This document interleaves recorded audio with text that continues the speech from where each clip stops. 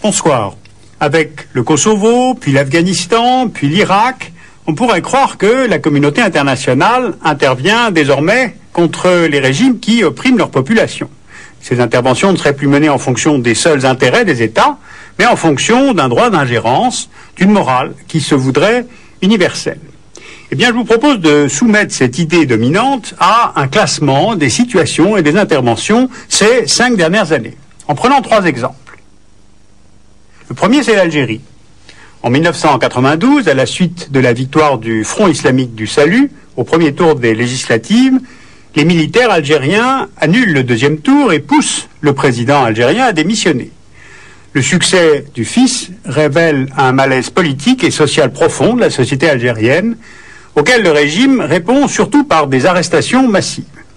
Eh bien, en réaction, quelques milliers de jeunes Algériens choisissent la lutte armée, notamment au sein du GIA, groupe islamique armé, dont on voit ici les zones d'implantation.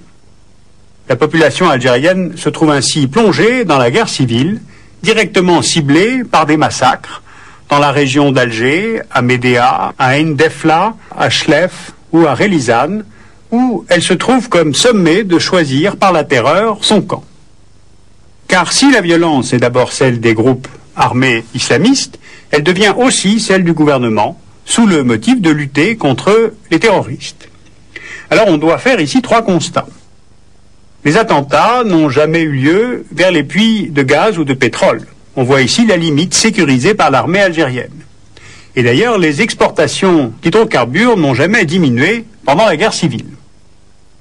Deuxième constat, c'est au moment où la violence se radicalise, vers 1994, que le gouvernement algérien obtient de la communauté internationale le rééchelonnement de sa dette.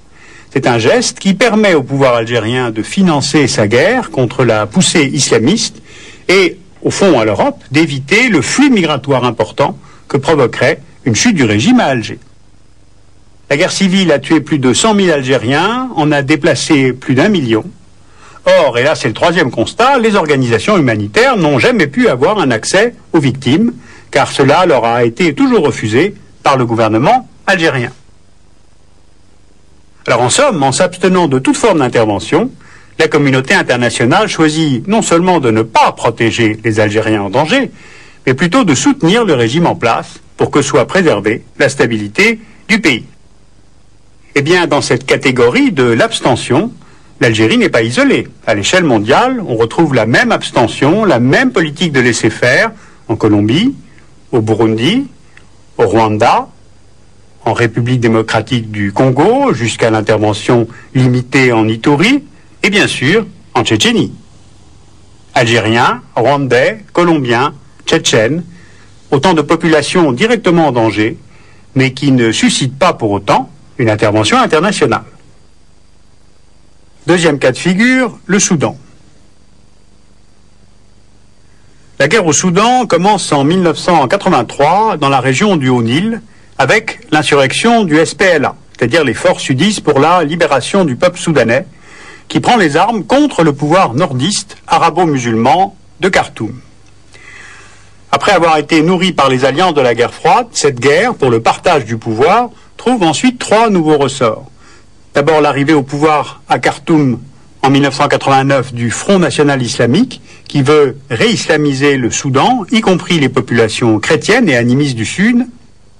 Il y a les rivalités entre mouvements sudistes qui se battent entre eux et la volonté des belligérants de contrôler les ressources pétrolières dont l'exploitation est relancée autour de Bentiu avec la construction d'un oléoduc vers Port-Soudan. Alors voilà, très résumé, pourquoi les populations soudanaises se trouvent depuis 20 ans prises en otage par la guerre. On voit ici les principales zones de combat en 2001-2002. Elles correspondent soit à des offensives stratégiques, comme autour des concessions pétrolières ou près de la voie ferrée vers Wau, soit à des attaques de villages visant à priver l'ennemi de soutien et de ressources. Au total, des milliers de morts, des blessés, des troupeaux décimés, une agriculture ruinée. Tout cela pouvant évidemment expliquer pourquoi ce pays connaît de graves crises alimentaires à répétition, comme la famine du Bor el Ghazal en 1998. Or, depuis 1988, ce pays bénéficie de l'opération Lifeline Soudan, c'est-à-dire des secours continus organisés sous l'égide des agences des Nations Unies. Alors pourquoi est-ce que cela ne fonctionne pas? Eh bien d'abord, le régime de Khartoum peut refuser les autorisations de vol aux avions humanitaires. Ensuite, il contrôle les organismes d'aide, dont il conditionne parfois les secours à l'islamisation des populations. On a d'ailleurs la même chose au sud, où travaillent des organisations évangélisatrices. Dans cette région, l'aide est contrôlée par le SPLA, pour lequel l'aide est une source de revenus, que ce soit par des détournements au profit des troupes ou par les taxes imposées aux organismes de secours. Alors tout cela, évidemment, est très choquant, mais c'est parfaitement connu, et depuis longtemps, par les bailleurs de fonds. Seulement voilà, pour certains d'entre eux, comme les États-Unis, l'aide permet d'endiguer le régime islamiste et voyou de Khartoum sans avoir à armer ou à financer une rébellion qui est peu fréquentable. Eh bien, à l'échelle de la planète, le Soudan illustre une deuxième catégorie de réaction internationale, où l'on trouve aussi l'Angola, de 1998 à 2002, et la Corée du Nord depuis 1996. Cette catégorie, c'est celle de la contention humanitaire. C'est un terme un peu complexe qui signifie que dans ces pays, l'aide internationale massive permet de contenir un régime ou une situation instable sans avoir à intervenir militairement. Dernier cas de figure, l'Afghanistan. Les Afghans vivent dans la violence depuis que les troupes soviétiques ont envahi leur pays en 1979.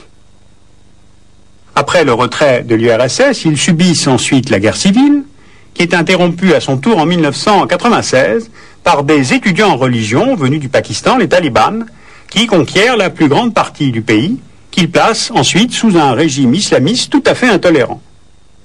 Les Afghans, affamés et affaiblis par des années de conflit, se trouvent désormais opprimés par le régime taliban.